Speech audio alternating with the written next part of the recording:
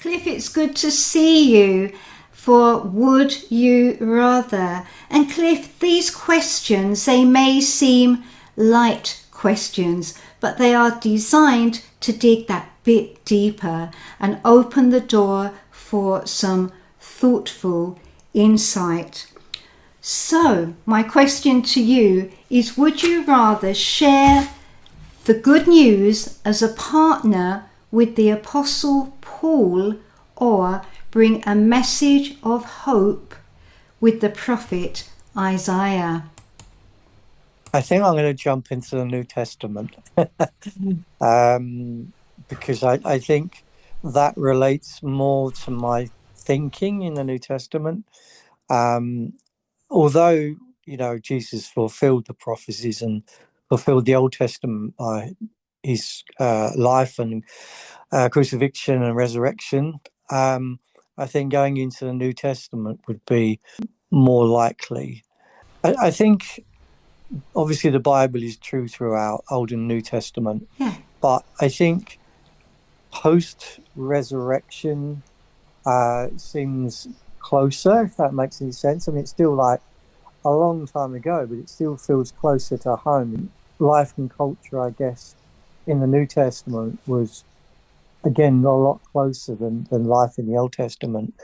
And I guess having read about Paul, you can relate to him in the way he lived, the way he spoke, the way he shared the gospel, his experience in life and death. So I think sharing that with him would be an amazing experience. I always have a bit of caution, though, when it comes to um, the danger of hero worship, if that's the right word, because I think sometimes we highly esteem the disciples, which is fair enough.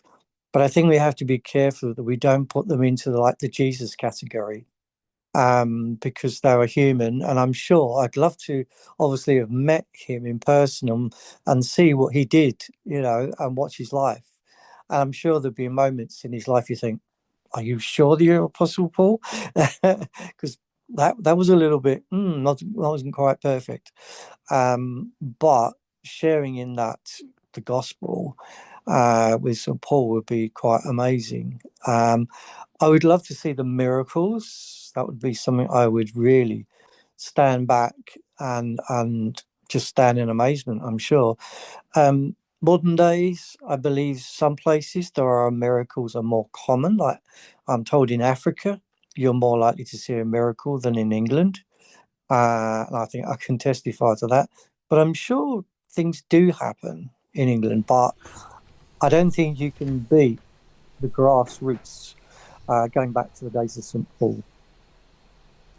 Yeah, that's a really great answer there. It would have been amazing to have met the Apostle Paul, as you say, and, and talk to him and have a conversation with him as well. So, Cliff, would you rather witness Jesus's birth or resurrection?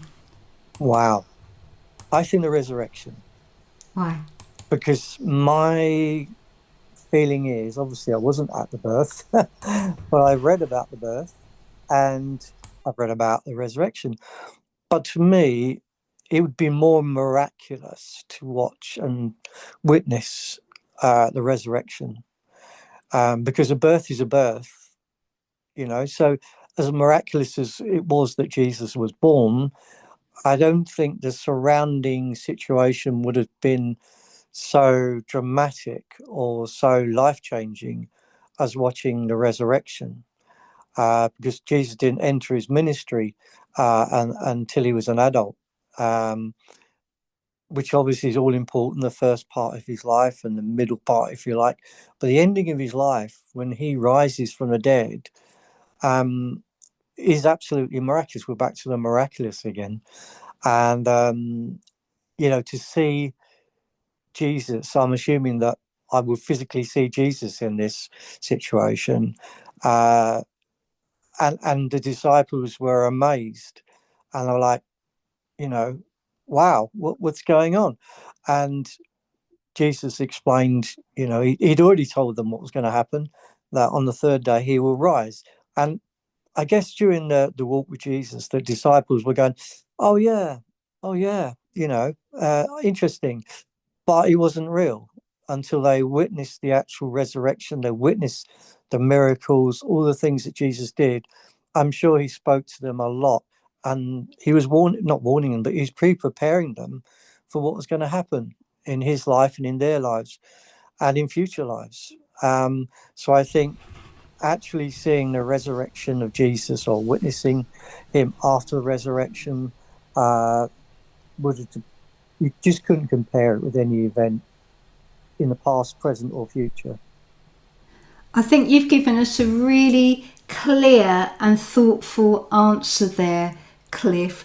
So, would you rather then eat at the Last Supper or watch Jesus feed the 5,000? I think this is a bit of a parallel Okay. because you can tell I'm a bit of a miracle fanatic. I always go for the miracles, which Jesus said, don't go for the spectacular, not those words, but, don't seek signs and all of this. But again, eating supper, amazing, absolutely amazing. You'd be so privileged. And if you ever experienced that, you would count yourself very blessed indeed. But then if you go on from that, um, seeing a miracle take place, uh, you know, with that spectacular event, that again, that impossibility to watch the impossible happening, and of course, people have done in the current days through healings, through all sorts of things that Jesus has done in people's lives. Becoming a Christian is a miracle, in my opinion.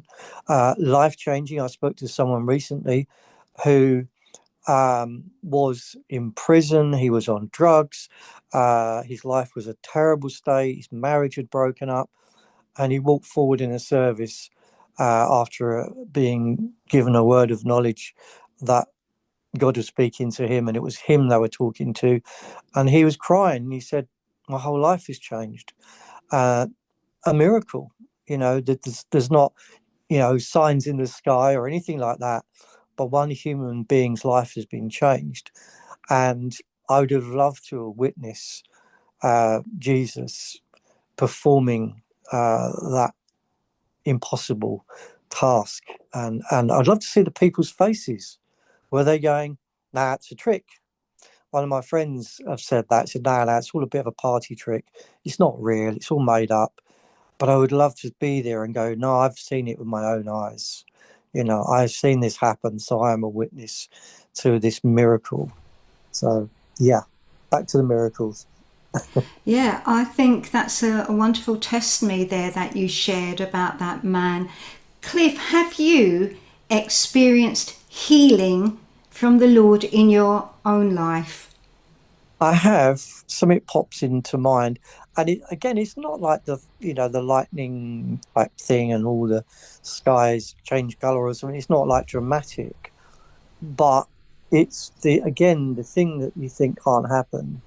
Um, Again, obviously, I've got lots of testimonies from friends where they've had things happen to them that couldn't happen without God.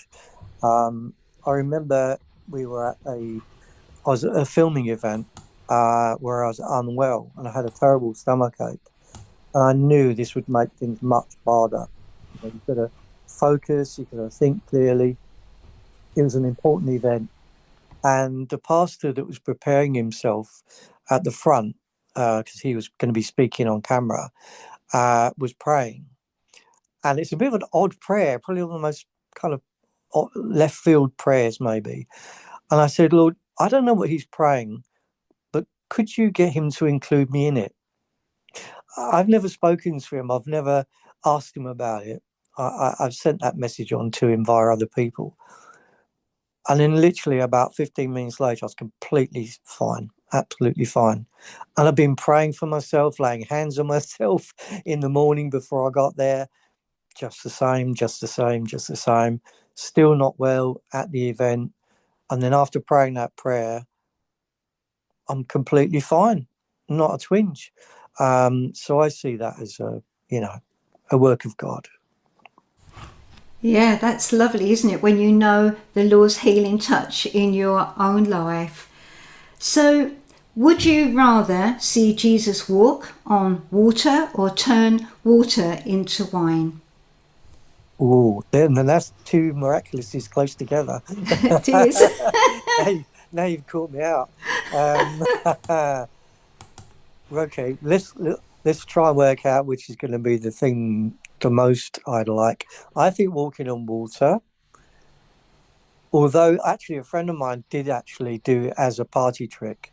He's Christian, he deliberately did it, of turning water into wine. Actually, it was like water into a substance that looked like wine. It was like a trick, but it wasn't real. But seeing someone walk on water, I've never seen that, except perhaps as a trick. But you know that Jesus is not performing a trick. There's not, the water isn't 2 inches deep or anything like that. You know this is real. And of course, coinciding with that is he's calling his disciple to walk across the water too, and says, "Come on, you try it, you do it." And then, interestingly, he starts to not drown, but he starts to sink as soon as he starts to doubt and goes, hang on, what's going on? Reality strikes. But Jesus, he absolutely trusted his Father for the impossible, another impossibility. That is amazing, isn't it? You know, when you see Jesus doing these amazing things. And to watch Jesus walk on water would have been like awesome, really, when you think about it. So, lastly, would you rather sit at the feet of Jesus like Mary or serve like Martha? I believe, if I remember scripture correctly, that sitting at the feet of Jesus was the better one. Because obviously it's good to be busy and looking up. Well, I think we do that, don't we, as Christians, looking after Jesus. Lord, what can I do for you today? Well, he doesn't need anything doing for us. He doesn't need our money. He doesn't, well, be careful where I say that. He doesn't need to have our money. He doesn't need to have anything from us because he's completely independent. He's Alpha and Omega, the beginning and the end. When we were born, he didn't need us before that, and he doesn't need us afterwards. But he loves us, and he wants to be, or should we say the other way around? He wants us to be with him. So he won't diminish or get upset because we haven't supported him. But he wants us to fellowship with him, and in our busy lives, especially in the current 21st century, we've never been so busy. Although when I was at school, I was told computers would make our lives so easy, we'd spend all our time relaxing, which I find a bit interesting. But Jesus said, the better part, the better choice is to sit at the feet of Jesus. Yeah, I like your answer there, Cliff. There's two good, solid answers there. Being busy is really good, but there are times when we really do need to sit at the feet of Jesus. Cliff, can I say thank you? You brought some really good things to the table, which you've shared with us today. They've been thoughtful and uplifting. So thank you, Cliff.